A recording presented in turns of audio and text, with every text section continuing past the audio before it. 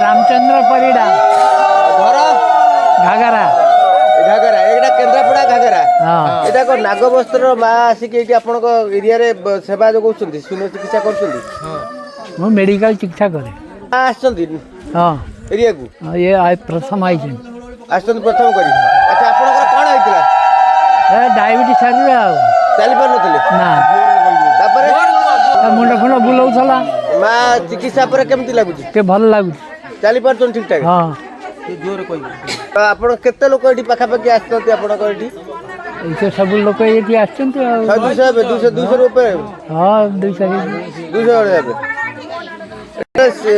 आगुरु medicine खाउतले बाबा रे medicine medical खाउथि भल होनतला भल कमुथला फेर बढुथला ए बेला होतला एटी मां को पाखु आसिले भल लागिला के भल लागु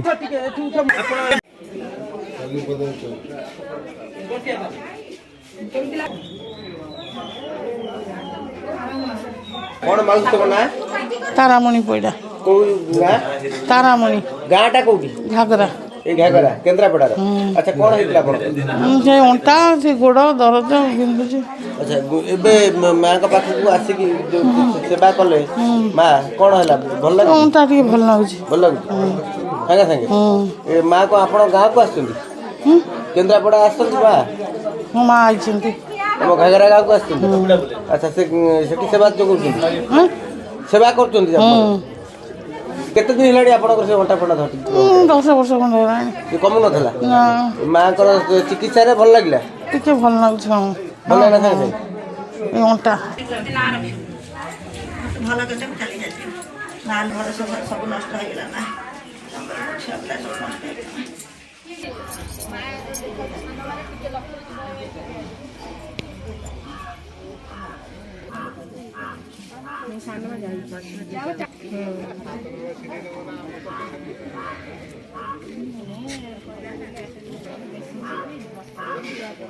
ए बासन ना हो जाई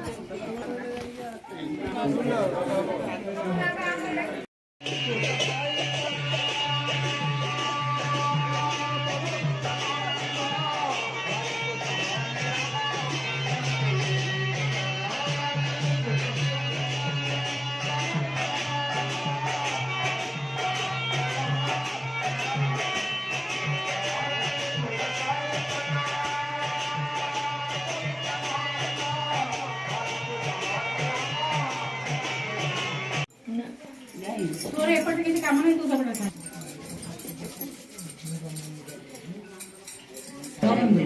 ये कौन खाली धरिया के बात तुम खाई दे खाई की जाई ना जोर से चलेंगे हरी वाला उड़ गया हरी वाला पड़े आसी देखले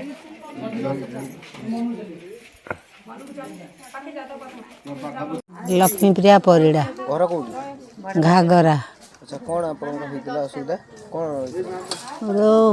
परिस्रा इन्फेक्शन होता मु मेडिकल औषध खाऊली से कहले खाया पिया कले भल हो मोर किंतु खाई हेलानी मो जहाँ ग्राइंडिंग कर पीऊँच किंतु चोबे की ढोकिला बेलू को बांती हो जाऊँ खाई पाऊनी से मोर जोर पाऊनी मु चली पारूनी जमा जड़े न धोले मुझे चली पारूनी या होता अंटा आंठू सब दरज मेडिसिन पेडिसिन खाउतले अंटा आंठू पे तो आगुरी खाऊली से देह खराब न हो किंतु ये खिनका ये औषध खाऊची अच्छा माँ माँ पाखु जो माँ आसिले तुम सेवा कले तुम एटा गाँ को आछन केन्द्रापड़ा गाँ को आज्ञा नागवस्त माँ वन दुर्गा हाँ अच्छा कौन कौन हला कम भल लागला टिके हाँ टे भल लगुच कि समय गले टे जना पड़ो सांगे सांगे आ जति की समय रे काम आपन सेवा हला केते भल लागुच ना नहीं टे भल लगुच पड़ी जाउथि आगुरु चालुथिले जण धरुतिला एबे मु आसिले ठीक जो आ पूर्व या अच्छा एबे जो माँ झाड़िला पड़ले झाड़िले तो छाड़िले मु दुआर गड़े देले मु एठी बाट चली के आइछि चली के बस आसिले कहले आसी बस के धरनाती ना के धरनाती कहले आसी बस टे बसी जा चेयर रे किछ समय रेस्ट नियो लागुताले लागुच टे इयाडे चले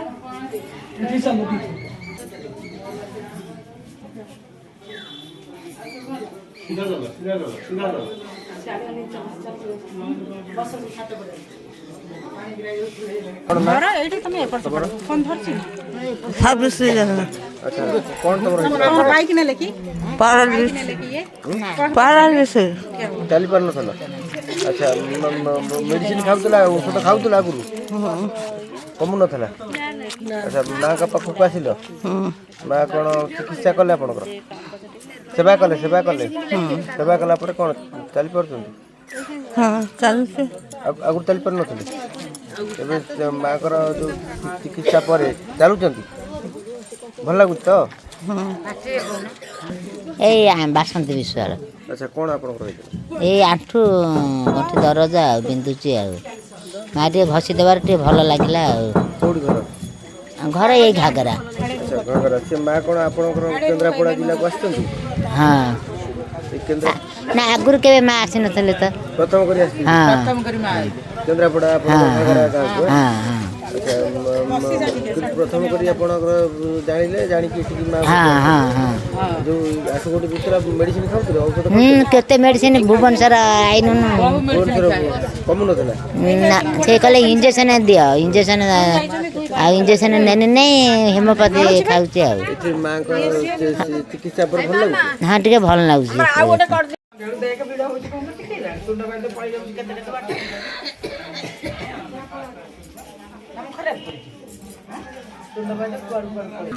କ'ଣ ମା? ଜୁମର କେଉଁଠି ଘର? ଚାରିଘା। ଆଚ୍ଛା କ'ଣ ହେଇଥିଲା ଆପଣଙ୍କର? ଆମ ପେଟରେ କ୍ୟାନ୍ସର ହେଇଛି। କ୍ୟାନ୍ସର ହେଇଥିଲା? ଆଚ୍ଛା ଆପଣ ଆସୁଛନ୍ତି କେଉଁଠିକି ଭଲ ହେବା ପାଇଁ? ଏ ମାଙ୍କ କତିକି। ଏଇଟା କେଉଁ ଜାଗା? ଘାଗରା। ଘାଗରା ଏକ କେନ୍ଦ୍ରାପଡ଼ା ଜିଲ୍ଲା। କେନ୍ଦ୍ରାପଡ଼ାକୁ ମା ଆସୁଛନ୍ତି ନା ଆସୁଛନ୍ତି? କେନ୍ଦ୍ରାପଡ଼ା ଆସିଛନ୍ତି। ଆଚ୍ଛା ଆପଣ କେମିତି କ'ଣ ଖବର ପାଇଲେ? ଆମେ ଏଇ ଲୋକଙ୍କ ଦ୍ୱାରା ଖବର ପାଇଲୁ। ଆଚ୍ଛା ଯେଉଁ ଆପଣ ଯେଉଁ ମେଡ଼ିସିନ ଖାଉଥିଲେ ଏ ବାବଦରେ? ହଁ ମେଡ଼ିସିନ ମେଡ଼ିକାଲରୁ ଖାଉଥିଲୁ। ଡକ୍ଟର ସବୁ ବନ୍ଦ କଲେ। କ'ଣ କହିଲେ? ଡକ୍ଟର ଅପରେସନ୍ କରିବାକୁ ମନା କଲେ ଆଉ ତେଣୁ ଆମେ ଫେରିକି ଏଠି ଖବର ପାଇକି ଆସିଲୁ। ଆଚ୍ଛା ଏଠି କ'ଣ କେମିତି ହେଲା ପରେ ଯେଉଁ ଆପଣ ସେବା କଲା ପରେ ମା କେମିତି କ'ଣ ଲାଗୁଛି? କ'ଣ ଟିକେ ମା ଟିକେ ସେବା କଲାରୁ ଟିକେ ଭଲ ଲାଗୁଛି ଆଉ। ଭଲ ଲାଗୁଛି? ଆଗରୁ କ'ଣ ଯେଉଁ କ୍ୟାନ୍ସର ଉପରେ କ'ଣ ହେଉଥିଲା ଅସୁବିଧା କ'ଣ ହେଉଥିଲା ଆପଣଙ୍କୁ?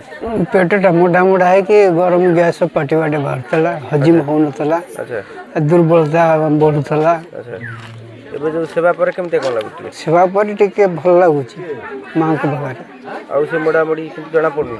ନା ଠିକ୍ଠାକ୍ ଲାଗୁଛି? ହଁ।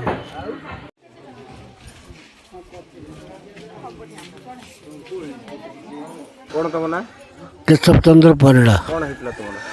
ମୋର ମୁଁ ତଳେ ବସି ପାରୁନଥିଲି ଆଉ ପେଟରେ ବହୁତ ଗଣ୍ଡଗୋଳ ଗ୍ୟାସ୍ ହେଉଛି। ଆଚ୍ଛା କେତେ ବର୍ଷ ହେଲାଣି ଏଇଟା ହେଉଥିଲା? ଏଇଟା ହେଉଥିଲା 2-3 ବର୍ଷ ହେଲା ଗ୍ୟାସ୍ ହେଉଛି। ଏ ଯେଉଁ ବସିବାଟା ହେଉଛି ବୋଧେ 4-6 ମାସ ହେବ। ଆଚ୍ଛା ଯେଉଁ ମାଆଙ୍କ ପାଖକୁ ଆସିଥିଲେ? ହଁ। ଏଇଟା କେଉଁ ଜାଗା? ଏଇଟା ହେଉଛି ଘାଗରା।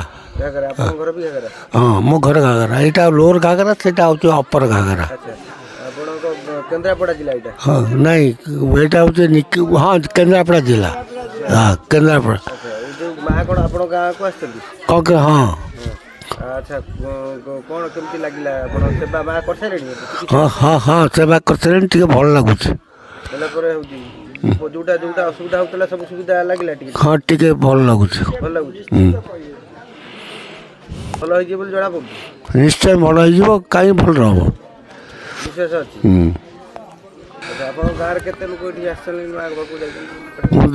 ପ୍ରାୟ 150-200 ଲୋକ ହେବେ କି ଗାଁରେ? ହଁ ଗାଁରେ ବି ସେବା ଆସି ମା କରୁଛନ୍ତି? ହଁ।